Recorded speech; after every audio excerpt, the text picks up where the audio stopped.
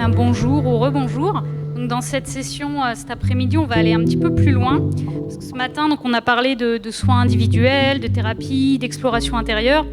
Et maintenant, on va aller élargir la focale pour voir qu'est-ce que les trans, donc qu'elles soient induites par des substances, par le souffle, par la danse ou par la musique, font à nos sociétés et quel est leur potentiel politique. Donc je voulais vous parler, pour introduire cette session, donc, du philosophe germano-coréen Byung-Chul Han, qui a beaucoup écrit sur la disparition des rituels dans nos sociétés occidentales modernes. Donc, il décrit un monde hyper individualisé où chaque expérience va devenir en fait une performance personnelle, où le lien collectif s'effiloche, où nous manquons de symboles partagés, de passages, de rites de transformation. Et cette absence, elle crée un vide que peuvent venir en partie combler de façon parfois intuitive, spontanée, des pratiques diverses comme les cercles de respiration holotropique, les retraites psychédéliques, mais aussi les festivals psy-trans, les soirées techno. Et en fait, ces espaces, ils recréent quelque chose qui ressemble à un rituel, un cadre, un seuil, une expérience collective d'altération de soi et un retour transformé dans le monde ordinaire. Et il y a aussi des cliniciens-chercheurs comme Ansgar Rougemont-Bucking, qui est psychiatre libéral en Suisse, qui est vraiment des pionniers des thérapies psychédéliques en Suisse romande, qui théorisent en fait ce potentiel à partir de leurs pratiques cliniques.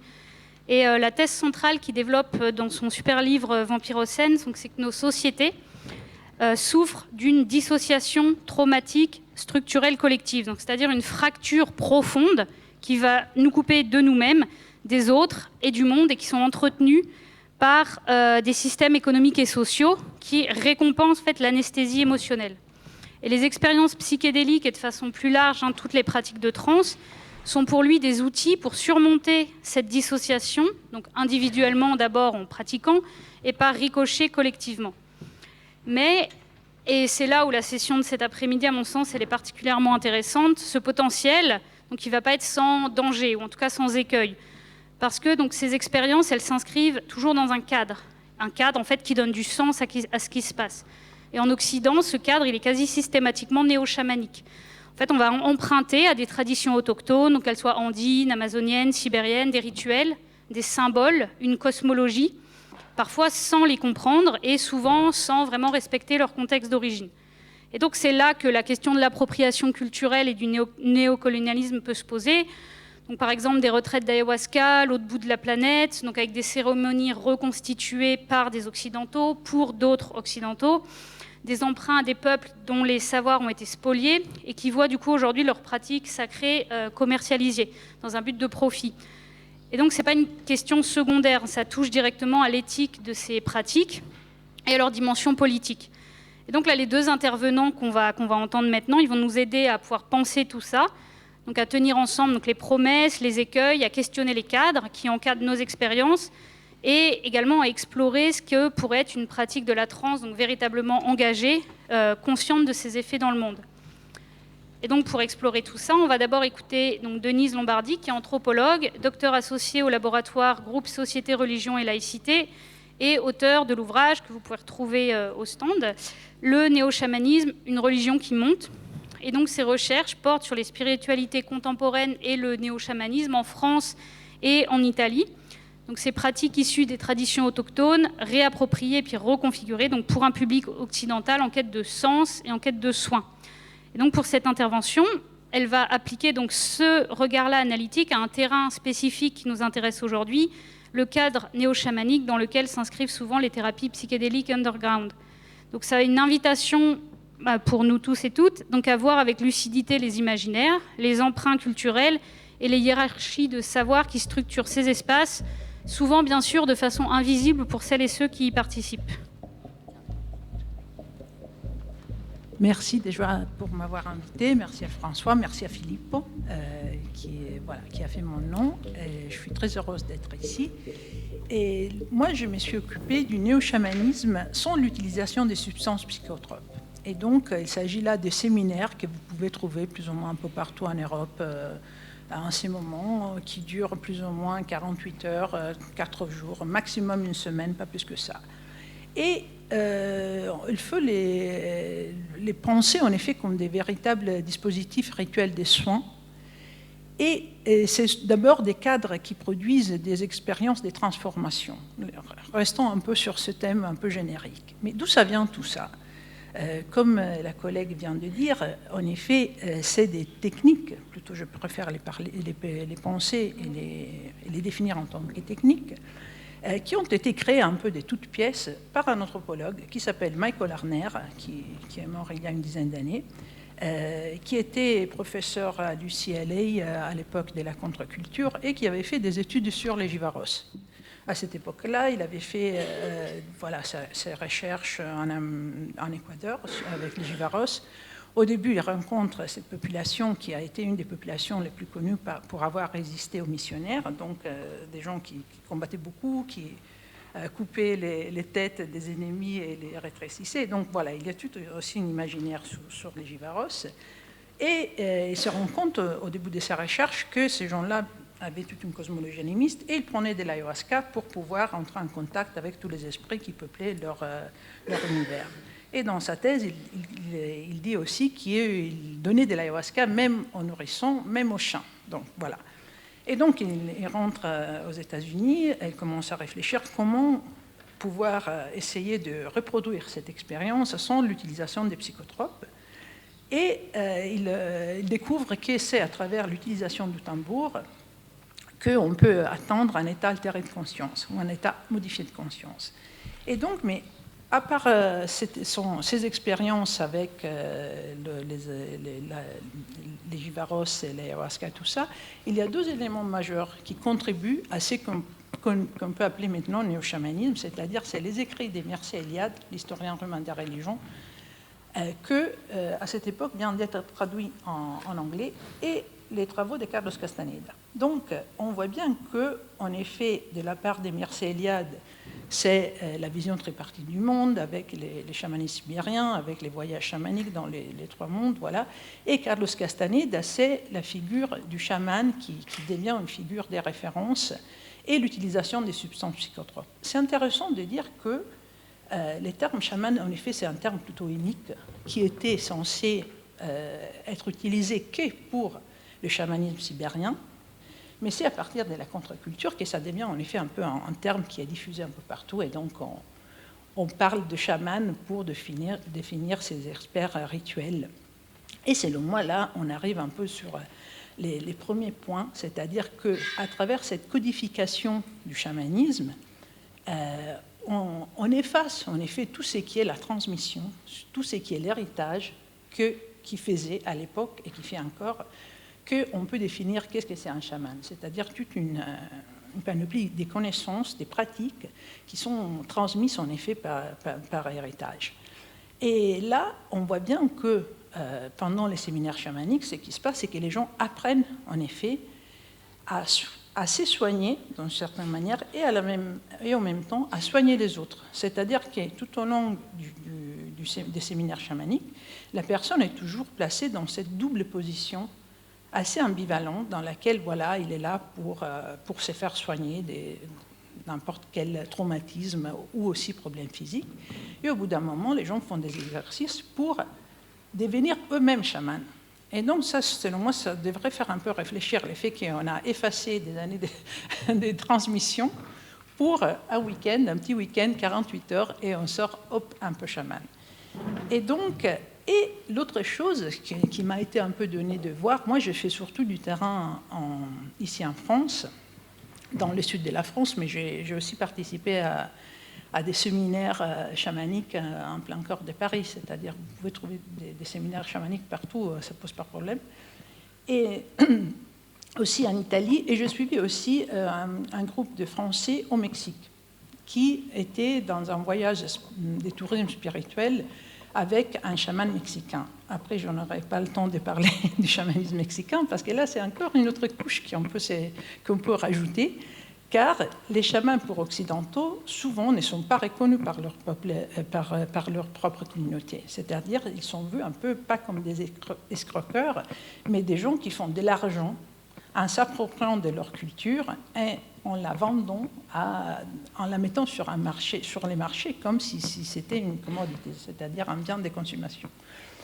Et donc, selon moi, ce qui m'a été donné de voir, c'est que ces quêtes-là, c'est beaucoup moins lié à une quête spirituelle, c'est beaucoup moins question de laïcité, voilà, de la société, plutôt que d'une, comment dirais-je, d'une sacralisation du thérapeutique.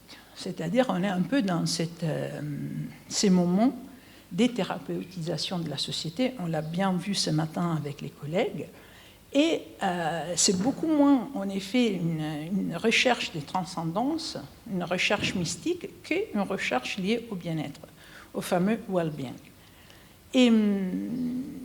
Mais donc, on est un peu face à une sorte de paradoxe, c'est-à-dire qu'on a toujours un besoin de la figure de l'indienne comme porteur d'une sagesse ancestrale.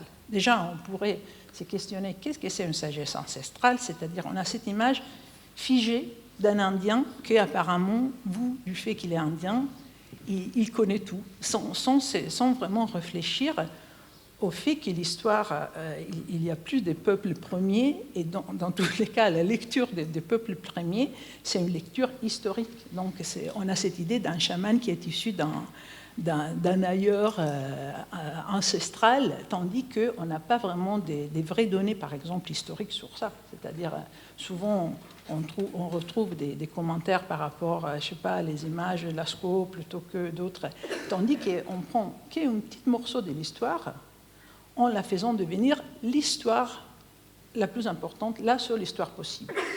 Et donc là, selon moi, ça pourrait poser quelques types de problèmes sur lesquels, si vous voulez, on peut après en discuter. Mais qu'est-ce qui se passe au moment des séminaires chamaniques? Voilà, les gens, déjà, il n'y a aucune sélection au préalable, c'est-à-dire que ça suffit d'avoir un peu d'argent, au moins entre 400 et 500 euros pour un week-end, plus ou moins, si on prend en charge les voyages, l'hébergement, tout le reste. Et donc les personnes arrivent et il y a un anonymat complet, car personne n'est tenu de dire ni son nom, ni son véritable nom, ni la raison pour laquelle il est là. Et les chamans, ou plutôt l'expert rituel, invitent les gens à partir en voyage chamanique avec l'utilisation du tambour. C'est-à-dire que c'est les chamans, pour la plupart du temps, qui conduisent les voyages, qui durent plus ou moins une vingtaine de minutes, assez rigides, assez structurés, au terme duquel les gens sont censés revenir. Et qu'est-ce qui se passe? Pendant les voyages chamaniques, les patients, les participants, est censé aller à la rencontre de l'animal totem, animal de pouvoir, animal totémique. Et après aussi, il y a d'autres figures, les esprits guides, mais c'est surtout centré sur l'animal totem.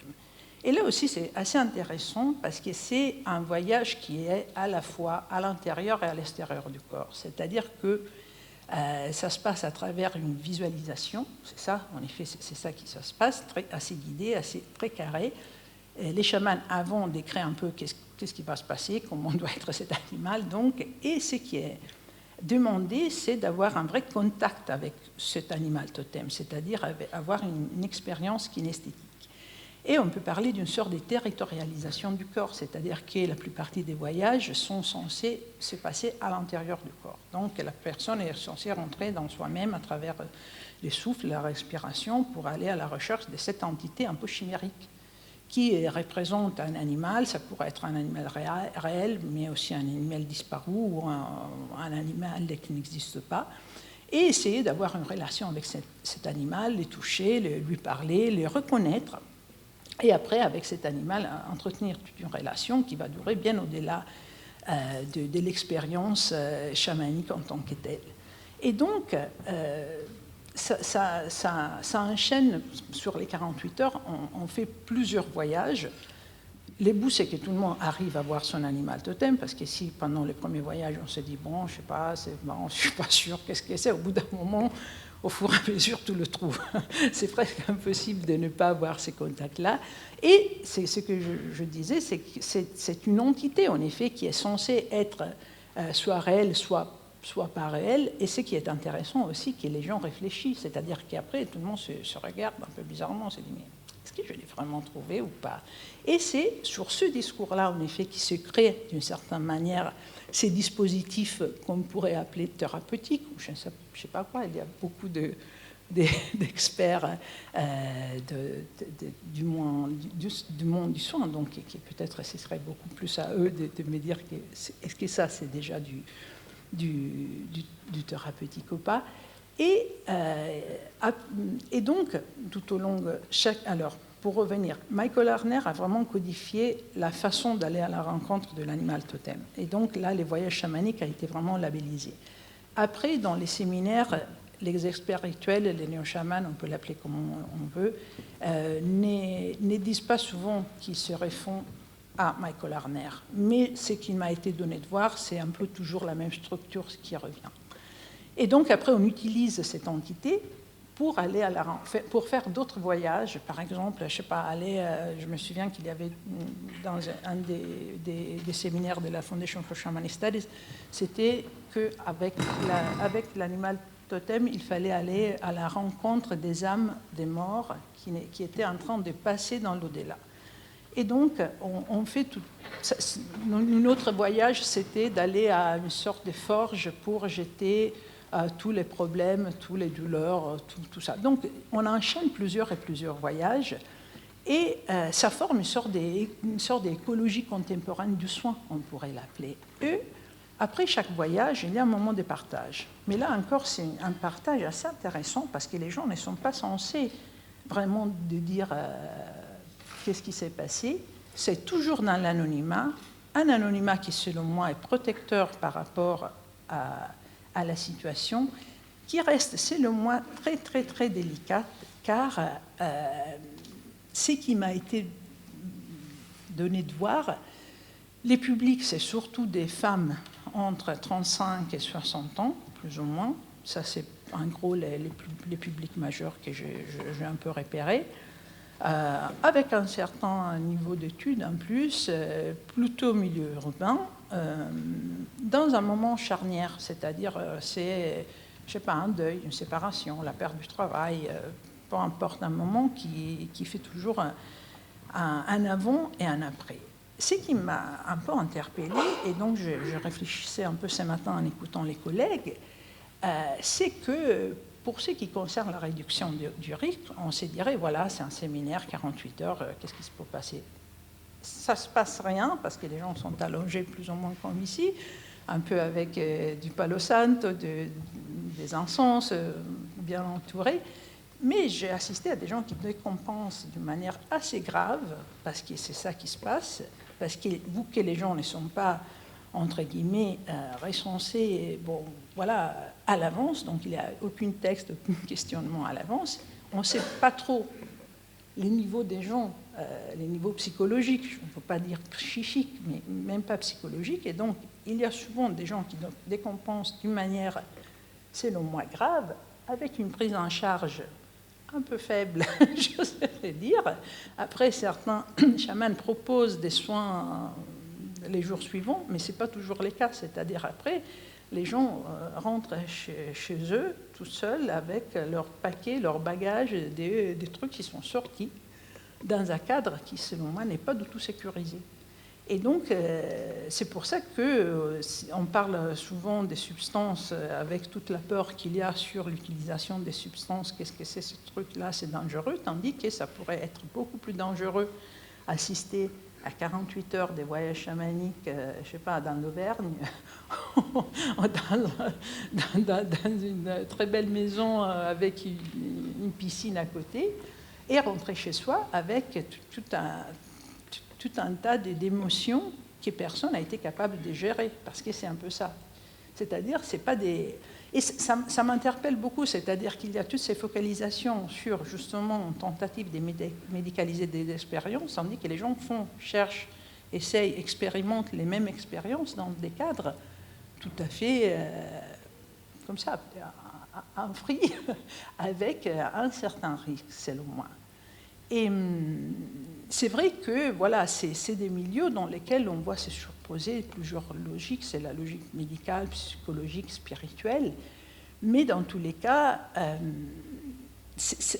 les gens essayent toute seule, en effet, d'articuler ces différentes dimensions pour trouver une efficacité. Après, c'est vrai que parler des guérisons, ça pose encore un autre problème. Qu'est-ce que c'est guérir par rapport à des soucis? Et ça ouvre aussi, c'est que je venais de dire tout au début, la thérapeutisation de la société, c'est-à-dire qu'il y a cette quête de bien-être, les fameux well-being, qui a un prix très très cher en plus. C'est-à-dire qu'il y a toute une économie, tout un marché énorme derrière ça.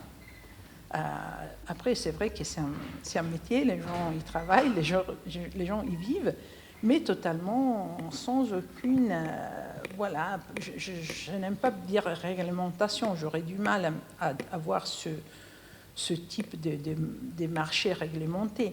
Mais quand même, selon moi, c'est intéressant parce que tout le monde s'intéresse aux questions des substances, tandis que là, à côté, tout ça, ça reste dans un flou. Il n'y a aucune, par exemple, attention aux dispositifs concernant les parcours de ces gens. C'est-à-dire, personne ne sait comment on devient un chaman. Vu qu'on a effacé toute la question de la transmission, toute la question liée à l'héritage, tout le monde peut devenir chaman. Et là, selon moi, c'est un gros problème pour la santé mentale des gens.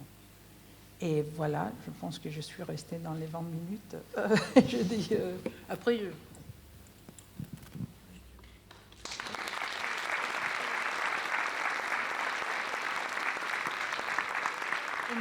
Merci Denise. On va maintenant écouter Jean-Louis Tornator, qui est anthropologue également, professeur émérite à l'Université de Bourgogne-Europe et auteur de l'ouvrage Pas de transition sans trans, que vous pouvez aussi retrouver au stand livre. Et lui, il pose une question fondamentale. Donc, en quoi les pratiques de trans, précisément parce qu'elles échappent à une mise en ordre scientifique totale, parce que, et ça on l'a abordé déjà ce matin, parce qu'elles touchent en fait à l'expérience vive, au subjectif, qui est irréductible, elles peuvent constituer une ressource pour les luttes écologiques et sociales. Donc on va voir en quoi elles sont une forme de résistance, donc à un certain mode de domination par le savoir, et comment elles pourraient servir de ferment, donc à un monde différent qui reste clairement encore à inventer. Merci Julie, merci pour cette invitation. Alors depuis, mon bouquin est sorti en 2023, j'ai un peu travaillé sur la question, j'ai un peu avancé, donc peut-être que j'essaierai de vous faire part de cet avancement. Alors, mon expérience, je voudrais le préciser, c'est une expérience à la fois de pensée et une expérience pratique, puisque j'ai quand même expérimenté la TCAI, dont a parlé ce matin Audrey, et aussi l'hypnose. Alors, je suis anthropologue, je ne suis pas anthropologue de l'ailleurs, je suis anthropologue de l'ici. J'ai longtemps travaillé sur la question de la relation au passé à travers cette catégorie qu'on appelle le patrimoine. Et j'ai abandonné ces domaines de recherche, peut-être en quittant la vie active et en me libérant en quelque sorte. Et donc je m'intéresse à l'écologie des savoirs et donc à ce qu'on appelle les états non ordinaires de conscience. Alors ce nouvel centre d'intérêt n'est pas à proprement parler anthropologique. Je le situe dans un domaine de recherche ou un domaine de pensée qui est celui de l'écologie politique. C'est un travail, une réflexion en écologie politique. Alors bien évidemment, quand je parle d'écologie politique, je ne parle pas d'écologie du parti ELV. Je parle d'une sorte de mouvance, d'une constellation de courants de pensée qui sont très divers, de la philosophie du vivant, l'écoféminisme, l'écosocialisme, etc. J'en passe. Et donc, ce virage vers l'écologie politique, il résulte d'une prise de conscience de la transformation irréversible de la planète par l'action humaine. Donc, nous vivons dans l'Anthropocène, c'est vraiment la mauvaise nouvelle de notre époque. Et cet Anthropocène, même s'il est à la fois planétaire, mais il se manifeste de manière très locale. Cet Anthropocène, il s'inscrit dans une ontologie naturaliste, pour reprendre une des catégories de Philippe Descola, une ontologie naturaliste, c'est-à-dire une conception qui serait en quelque sorte, entre autres, qui serait partie prenante de la dévastation du monde. Donc, si nous sommes aujourd'hui contraints de vivre dans les ruines du capitalisme, autre nom de l'Anthropocène, nous devons essayer d'ouvrir des voies au possible, interroger les manières de faire transition d'un monde à un autre, du monde donc fermé et usé de l'Anthropocène à un monde qui serait ouvert et pluriel. Et donc, penser à un autre monde, c'est essayer de réfléchir à quelle serait sa structure de signification. Par structure de signification, on pourrait parler aussi du terme ontologie. J'entends un ensemble de concepts, de principes qui font système et qui induisent une manière d'être et de faire dans une société donnée, à un moment donné de son histoire. Donc, en quelque sorte, changer la structure de signification, ce serait par exemple se colter au droit, se colter aux politiques, se colter aux techniques, se colter au savoir et au rapport au temps, pour essayer de dégager des mécanismes qui seraient des ferments de cet autre monde. Mon point de départ, c'est un questionnement sur l'autorité du savoir. Précisément, une critique de la domination de la science occidentale sur toute autre forme de connaissance. Vous allez voir où je veux en venir. La question que je pose à la trans, c'est dans quelle mesure elle peut construire une écologie des savoirs. Je reviendrai sur cette notion. Écologie des savoirs qui constitue le sous-titre du bouquin que j'ai écrit, donc pas de transition sans trans, essai d'écologie politique des savoirs. Alors, je considère que c'est avant tout un livre politique, au sens où je m'intéresse à la forme politique qui émergera de la transe. Une forme dont la transe serait la matrice et qui, pour le coup, montrerait son potentiel subversif. Je pars de l'hypothèse que la transe en elle-même n'a pas de couleur politique. Cette capacité à transformer le monde, à être subversive, il faut la lui donner. Et à la limite, j'irais même jusqu'à dire que pour moi, cette question-là ne vaudrait pas une seule seconde d'intérêt si elle n'avait pas cette visée de transformation. Et donc je présente ce potentiel en jouant sur le mot trans, en jouant sur son étendue. Je fais l'hypothèse qu'il peut être performé depuis son sens propre jusqu'à un sens figuré. Donc trans au sens d'état de conscience que connaît une personne, qui est souvent caractérisé de ordinaire, modifié, etc. Et trans sans étendue, en tant que déplacement, perturbation, renversement, subversion des modes de relation et de compréhension de la réalité qui structure, qui équipe et formate les modes d'être et de faire dans une société donnée. C'est dans ce sens-là qu'il me semblerait intéressant de considérer finalement la transe comme un art politique. Alors, quand je parle d'art politique, on pense par exemple à cette notion qu'avait avancée Bruno Latour. Et aussi, il avait créé une école des arts politiques. Je pourrais me situer dans cette perspective-là, même si je ne suis pas d'accord avec son objectif de composition d'un monde commun. Je pense qu'on aurait plutôt à réfléchir à la composition d'un monde pluriel. Mais en même temps, je partage cette idée de réinvention de là ou du politique dans un souci de représentation de tous les existants et surtout de composition avec les humains et les autres qu'humains. Alors, on pourrait dire aussi qu'un art politique, ce serait un art de désenvoûtement de la sorcellerie capitaliste. La sorcellerie capitaliste, c'est le titre d'un bouquin qu'avaient écrit Isabelle Stengers et Philippe Pignard. Et on pourrait considérer finalement que notre monde est en transe, mais une transe qui serait en quelque sorte négative. On est pris dans les forces vives de la magie noire, d'une magie noire. Il s'agirait en quelque sorte de faire de la transe une magie blanche qui puisse lutter contre cette tendance inéluctable de notre ontologie naturaliste à la destruction du monde. Alors, j'en viens rapidement à l'écologie des savoirs. Ces deux dimensions, comment assurer, à la fois faire de la transe, ce qui m'intéresse, à la fois une pratique de connaissance et une pratique d'existence. Une pratique de connaissance, ce serait une pratique qui repose sur l'idée d'écologie des savoirs. L'écologie des savoirs, je l'ai empruntée à un sociologue portugais qui s'appelle Boaventura de Sousa Santos, qui postule que l'écologie des savoirs est une coprésence radicale des savoirs, qui lutte contre, en quelque sorte, la monoculture du savoir scientifique. Et assurer une coprésence des savoirs, c'est assurer une complémentarité des savoirs.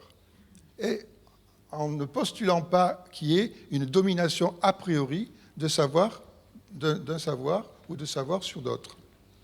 Il peut y avoir une hiérarchie qui va se créer, mais cette hiérarchie, elle se crée en acte, bien évidemment.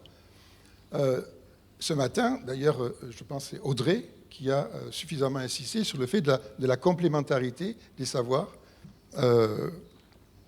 autour de la transe dans le cas des pratiques thérapeutiques. Complémentarité des savoirs, mais les hiérarchies, en quelque sorte, sont a posteriori, elles naissent de la pratique. Mais en tout cas, elles ne reposent pas sur la dénégation, sur le mépris de savoir sur d'autres. Alors, c'est à cette condition-là, à cette condition d'une pratique écologique des savoirs, que la transe aussi peut être une pratique d'existence, au sens où non seulement elle induit une certaine manière d'être, mais aussi elle induit une certaine manière de relation entre les humains, avec les humains et avec les autres qu'humains. Pratique des connaissances et pratique d'existence sont totalement indissociables. C'est-à-dire la dimension ontologique n'est pas séparable de la dimension épistémique. Alors, si on voit aujourd'hui la grande diversité des pratiques, on prend, je vois ici le grand livre des trans qui a été dirigé par Antoine Bioy, qui montre une grande diversité de pratiques répertoriant ou aboutissant à des états non ordinaires de conscience. Ce qui est intéressant dans ce titre-là, c'est que c'est le mot trans qui prime sur non ordinaire, sur état non ordinaire. C'est le mot trans, alors que ce matin, Audrey disait que peut-être ils envisageaient de trouver un autre terme. Moi, je pense que le terme de trans est intéressant parce que précisément, alors il évite l'expression, mais il évite même si non ordinaire est bien installé, me semble-t-il, dans le vocabulaire, il évite qu'il y ait toujours dans le non-ordinaire ou dans le modifié ou dans le altéré le soupçon de la pathologie qui soit liée à cette pratique. Et personnellement, moi, c'est vrai qu'en tant qu'anthropologue, je ne me situe pas comme les psychologues sur le versant de la pathologie. Donc trans est un mot qui est intéressant parce que précisément il peut, pour peu qu'on le travaille, induire l'idée d'une relation de continuité entre un état habituel, l'état non ordinaire, et un état qui serait un état de conscience élargie lié à la pratique de la transe. En quelque sorte, il y a un continuum qui va de pair d'ailleurs avec ce que disait le psychologue et philosophe William James au tournant du XXe siècle. Il parlait de courant de conscience ou de flux de conscience en insistant sur le fait que, disait-il, la conscience n'est pas une entité, c'est une fonction cette fonction, c'est la fonction de connaître. Il s'agit de connaître. Donc je crois que, j'inviterai d'ailleurs Audrey à ne pas changer de terme. TCAI, c'est bien la transcognitive auto-induite, et les trois termes sont vraiment importants. Donc, trans, peut-être... oui, j'abrège. Donc, je disais tout à l'heure,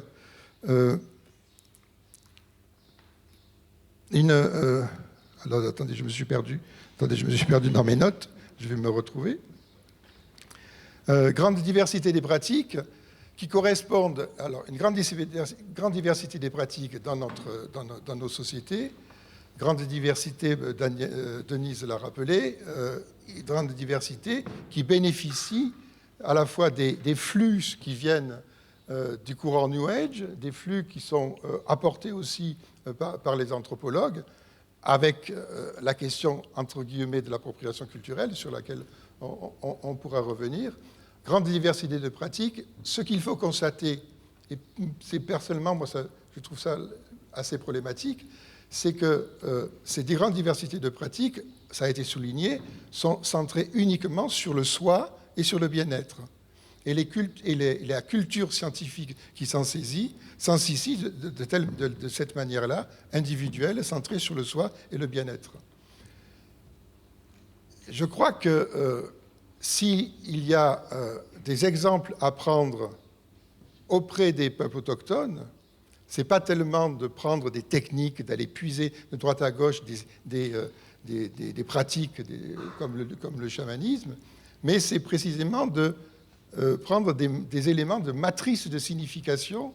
Qu'est-ce qui, dans ces cosmologies-là, quel monde est porteur, quel monde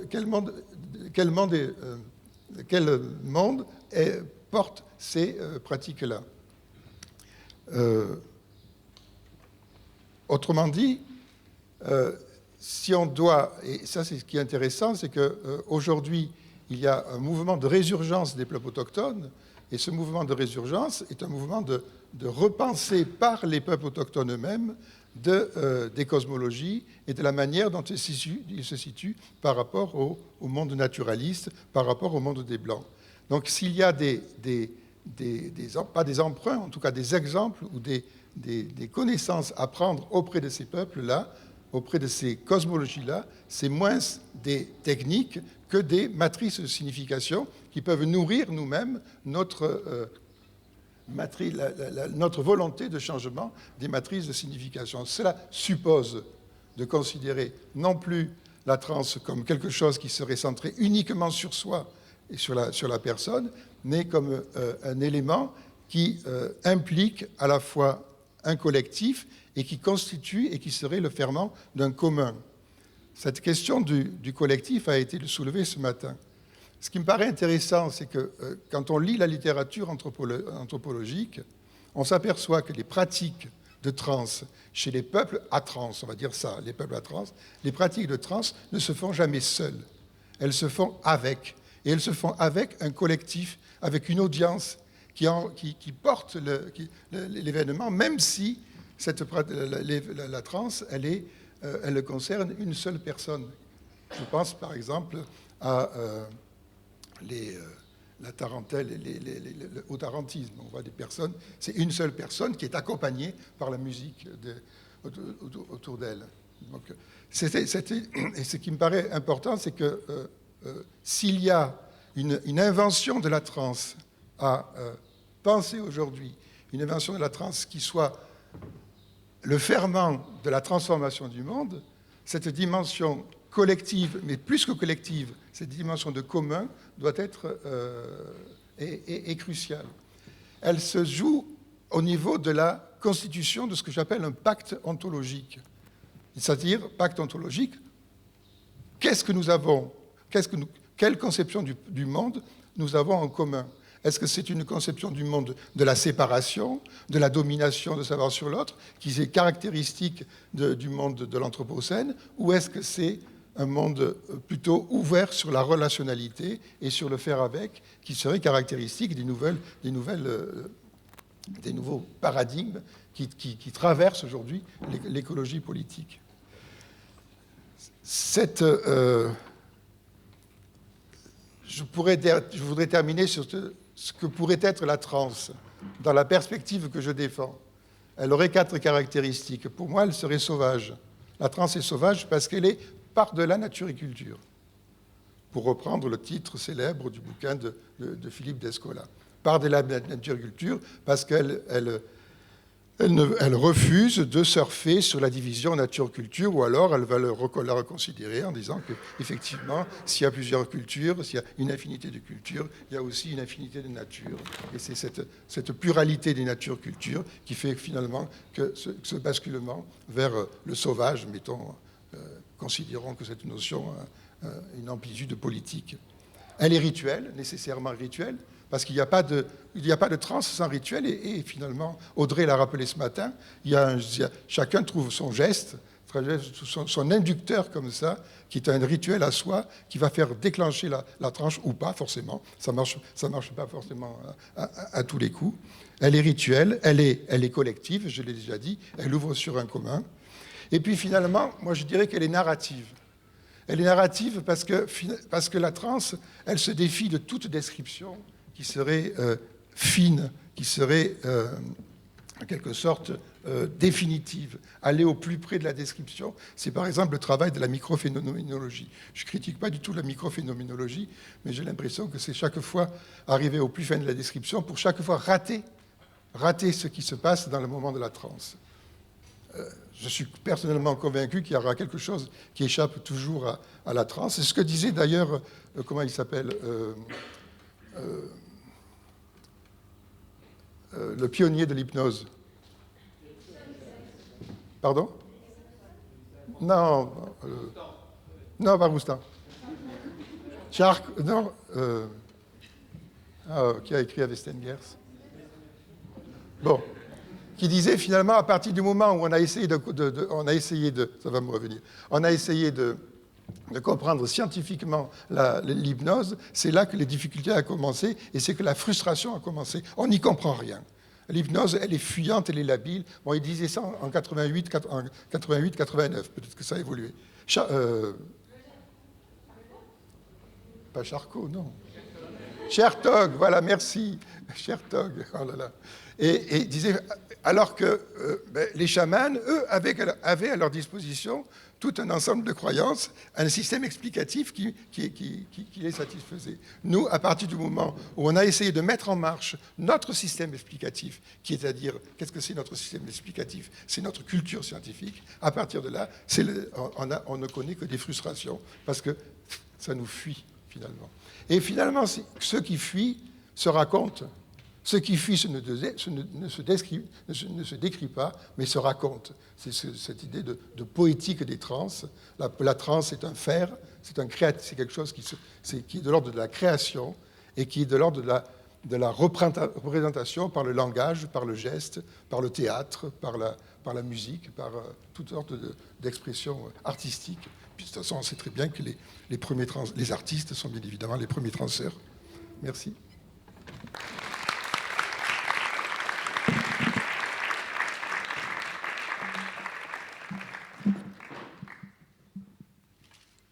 Question. Bonjour, j'ai une question. Merci encore pour vos interventions. J'ai une question un peu générale qui s'adresse à tous les deux. Ce matin, on a évoqué, quand on parlait de la transe, finalement, d'une certaine dépolitisation du contenu de la transe. Ce qui comptait, c'était de rentrer en transe. Ce qui s'y exprimait à l'intérieur, finalement, était plus ou moins indifférent, puisqu'il pouvait être accueilli, ça pouvait être de la souffrance, de la joie, ça pouvait être quelque chose d'extrême, quelque chose d'intime. Mais finalement, c'était pas ça qui comptait le plus. Or, quand j'entends vos discours, finalement, ce qui s'exprime dans la transe, le contenu de cette transe-là, ses formes d'expression, elle est tout aussi importante et elle invite finalement à aussi repolitiser ce qui se passe dans la transe, à le resocialiser, le réinscrire culturellement. Comment vous pensez encore ce paradoxe qui, à mon avis, est aussi le trait de l'époque contemporaine, où si on s'oriente dans une dimension individualiste du soin, on tend à dépolitiser le processus de transe. Or, si on le réinscrit de manière militante, sociale et politique, on tend à le repolitiser. Est-ce que vous avez une opinion sur ce moment qu'on est en train de vivre, ou comment vous abordez ce paradoxe entre ces deux mouvements ?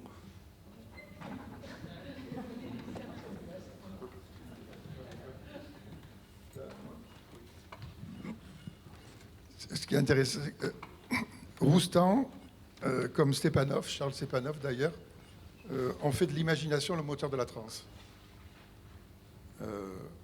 Chez François Roustan, c'est vraiment limpide. D'ailleurs, c'est un grand hypnothérapeute, mais en même temps, il a écrit Qu'est-ce que l'hypnose en étant en transe, et que finalement, il estimait qu'il n'était pas vraiment l'auteur de ce livre. Quelque chose a fait est l'auteur de ce livre. Alors, quelque chose en lui ou hors de lui, je crois que même il laisse une certaine indécision là-dessus. Moi, ce qui me dire que l'imagination comme force idéomotrice, hein, c'est l'imagination force chez Roustan, l'imagination idéomotrice chez Stepanov, c'est situer la transe, le moteur de la transe à l'intérieur du corps ou du cerveau. Moi, personnellement, ça ne me satisfait pas. Mais je n'ai pas d'autre solution, j'ai pas d'autre expérience à raconter qui pourrait dire qu'il y a des formes d'extériorité qui se manifestent dans la transe. Mais en même temps, je n'ai pas envie de leur fermer la porte.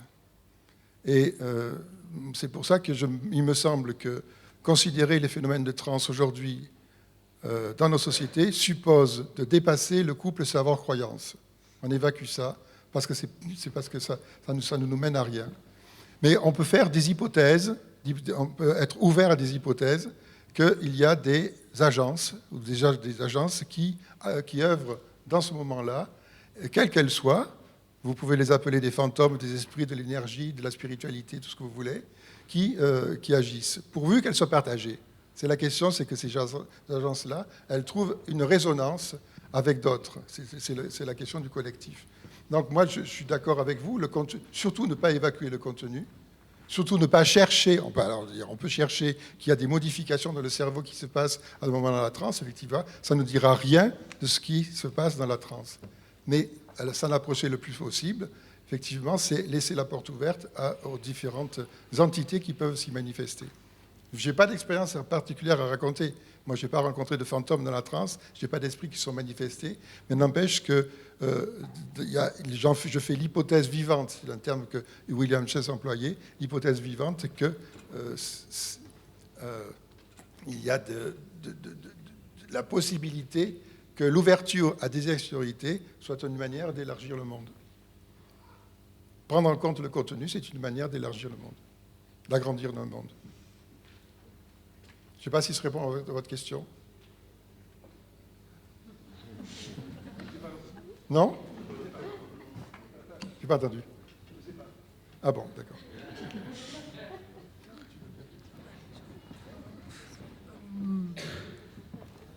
Bon, je dois réfléchir. Non, c'est-à-dire qu'en effet, je pense que moi, je n'ai pas travaillé sur la transe en tant que telle, mais en écoutant surtout les collègues ce matin, ce qui m'a fait un peu réfléchir, c'est-à-dire, et la transe, c'est vraiment les moments, si on peut définir la transe en moment, dans lesquels les spirituels, n'importe lequel, et les pathologiques se rencontrent. C'est-à-dire, c'est là, c'est exactement dans ces petits moments que, paf, quelque chose apparaisse d'une certaine manière. Et ça dépend, selon moi, ce qui est très important, je ne l'ai pas dit, c'est-à-dire comment tout ça est encadré, au-delà de ce que c'est, est-ce qu'on a vraiment des rapports avec d'autres entités. Bon, l'histoire de l'humanité est censée comprendre tout ça, c'est-à-dire ça, c'est la grande question avec la mort, est-ce qu'il y a des entités vraiment ou pas. Bon, bref, moi je prends ça comme question, point. Après, je pense que ce n'est pas intéressant la réponse, mais plutôt de dire pourquoi on est toujours face à ces questions-là. Parce que ça, c'est la question qui revient partout, tout le monde.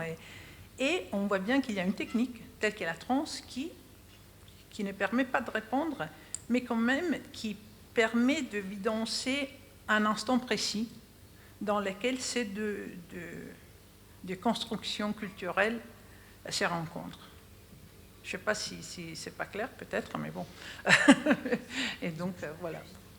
Oui, je voulais juste ajouter, je pense que ça a été dit ce matin qu'en fait, il va falloir aussi être courageux pour tous les scientifiques et les thérapeutes qui travaillent dans ce domaine, et notamment peut-être commencer à remettre en cause le modèle dominant, actuellement le gold standard, dans les études cliniques, qui sont les essais contrôlés randomisés, donc en double aveugle contre placebo, parce que c'est pas possible en fait pour les substances psychédéliques et de façon plus générale les pratiques de transe, et peut-être aussi commencer vraiment à re-questionner les critères d'efficacité qui se basent uniquement sur du quantitatif, qui ne font aucune place au contenu, à l'expérience subjective, et de pouvoir du coup vraiment élargir en fait la focale en tant que scientifique, voilà, il y a beaucoup de personnes qui portent ça en Suisse notamment, et qui se heurtent à des résistances très fortes.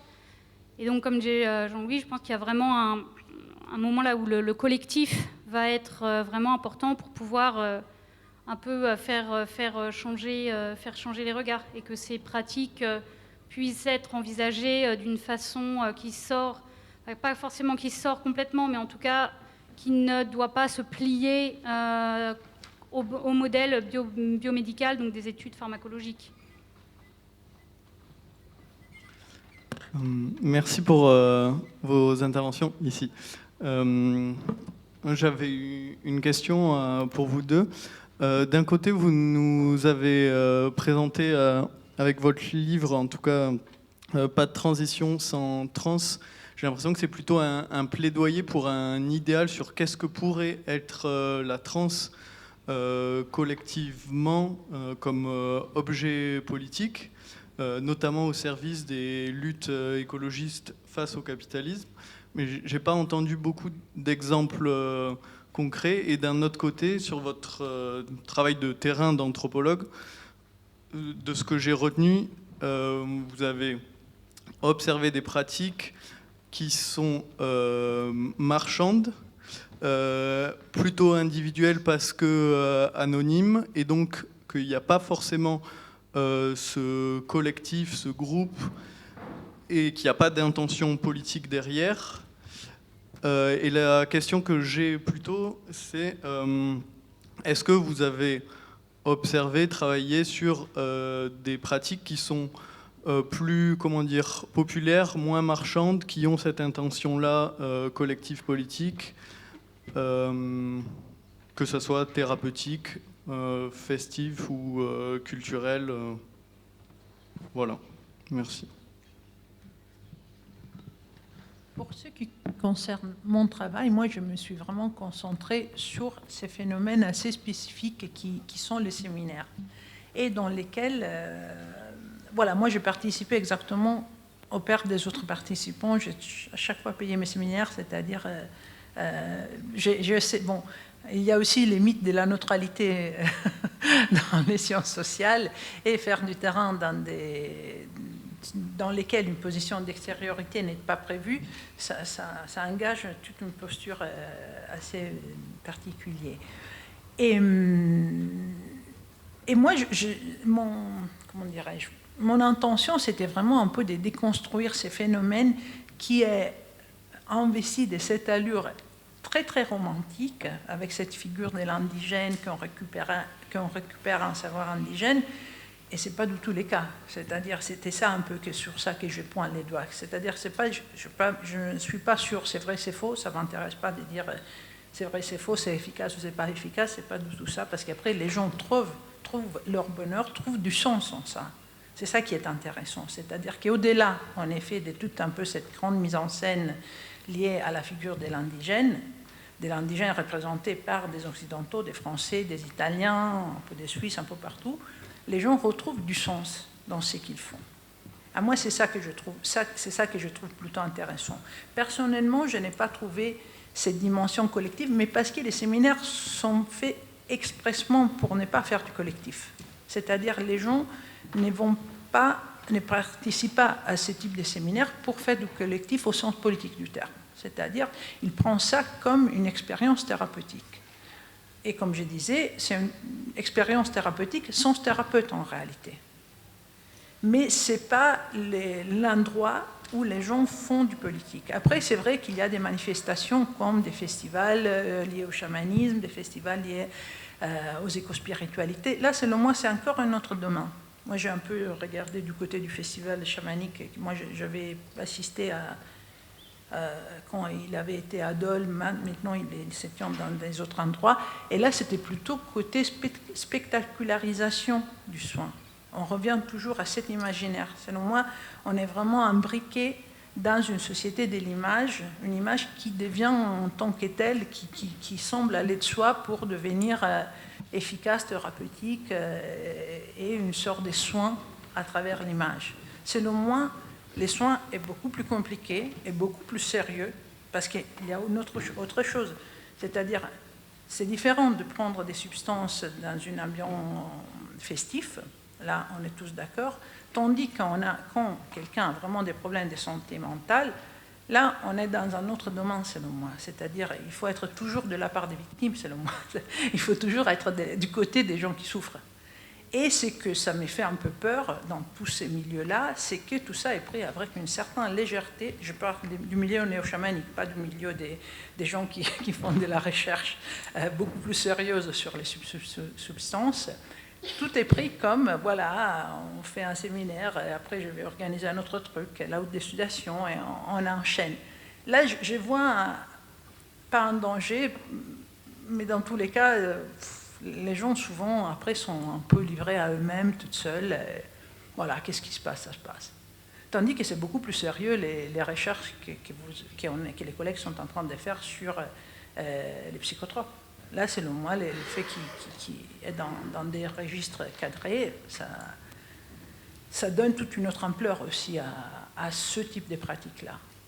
Donc, personnellement, pour ce qui m'a été donné de voir, mais il faut que je dise aussi que j'ai publié mon livre en 2023 et c'était le premier livre sur le néo-chamanisme en France, les premiers livres académiques, car derrière, il y avait, aussi devant, parce que ça continue, il y a un peu un stigme sur la façon d'étudier ces pratiques-là, qui sont toujours considérées dans le milieu académique comme des faux, et donc les anthropologues ne vont pas trop s'engager là-dedans.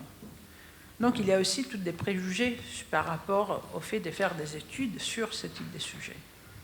Je ne sais pas si j'ai répondu.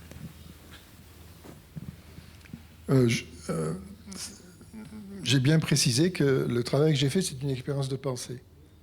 Et c'est vrai que je n'ai pas fait de terrain anthropologique sur cette question-là. Je suis parti d'une idée. En fait, je suis parti d'une expression, pas de transition sans trans. Parce que à la fac, on avait organisé un atelier d'écologie politique, de critique de la notion de transition. Et donc, si on veut aller jusqu'au bout de la critique de la notion de transition, qui est une sorte de ressucé de la notion de développement durable, et qui nous conduit uniquement au capitalisme vert, il faut une position un peu plus radicale. Et la trans était un élément de radicalité introduit dans cette critique de la notion de transition. Maintenant, c'est peut-être ce qui fait l'originalité de mon bouquin et son caractère relativement unique, parce que finalement, s'il y a le bouquin de Camille Test, qui est d'ailleurs Politiser le bien-être, qui est sur la table, que j'ai vu tout à l'heure, qui est aussi un point de vue critique par rapport... Moi, je n'ai pas cette critique-là, mais en fait, elle est implicite par rapport à la mode aujourd'hui, ce renouveau New Age qui s'inscrit totalement dans une économie néolibérale. Il faut le reconnaître. Donc, maintenant, essayer de renverser la tendance. Moi, à partir des expériences de trans que j'ai faites, je me suis posé la question de savoir dans quelle mesure on peut extrapoler cette idée de trans et que ça ouvre sur un changement de paradigme ou d'ontologie, pour parler avec les mots de Descola. Sortir d'une ontologie de la séparation pour être vers une ontologie de la relationnalité. Ce sont des termes qui ont... C'est pour ça que j'ai pris la précaution de dire que je parlais dans le champ de l'écologie politique, parce que dans le champ de l'écologie politique, il y a tout un travail autour de la notion de relation humain, autre qu'humain, etc., monobiotique et abiotique, qui est véritablement au cœur de ces courants de pensée qui se croisent, qui sont divers, mais qui contiennent, qui ont pour élément commun cette idée d'une ontologie de la relation par opposition à une ontologie de la séparation qui serait caractéristique du monde de l'Anthropocène. Maintenant, ben voilà, tout est à faire. On va prendre une dernière question et après on va faire une pause.